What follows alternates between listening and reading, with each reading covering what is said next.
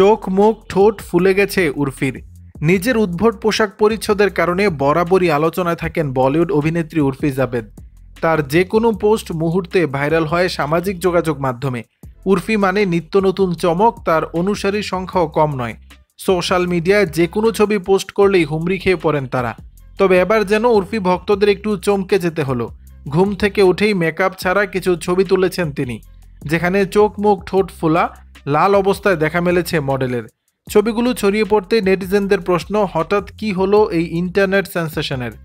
যেই প্রশ্নের উত্তর উর্ফি নিজেই জানিয়েছেন। অভিনেত্রী লিখেছেন, আমি আমার মুখ নিয়ে প্রচুর মন্তব্য শুনছি, অনেকে ভাবছেন মুখে ফিলার করিয়েছি। তবে এটি সত্য নয়। আমার অ্যালার্জি আছে, যে কারণে মুখ বেশিরভাগ সময় ফুলে থাকে। দুদিন অন্তর ঘুম থেকে উঠে দেখি মুখ ফুলে আছে। এজন্যই আমি সবসময় চরম অস্বস্তিতে থাকি। উর্ফি আরও লেখেন, এটা ফিলার না বন্ধুরা, এটা অ্যালার্জি। আমার ইমিউনোথেরাপি চলছে, কিন্তু এরপর যদি আমার মুখ ফোলা দেখেন জানবেন যে আমি সেই খারাপ অ্যালার্জি দিনের মধ্য দিয়ে যাচ্ছি। এই মডেল বলেন, আমি আমার স্বাভাবিক ফিলার এবং বোটক্স ছাড়া আর কিছুই করতে পারিনি। এটা 18 বছর বয়স থেকে করে আসছি। আমার মুখ ফোলা দেখলে আর ফিলার না করার পরামর্শ দেবেন দয়া করে।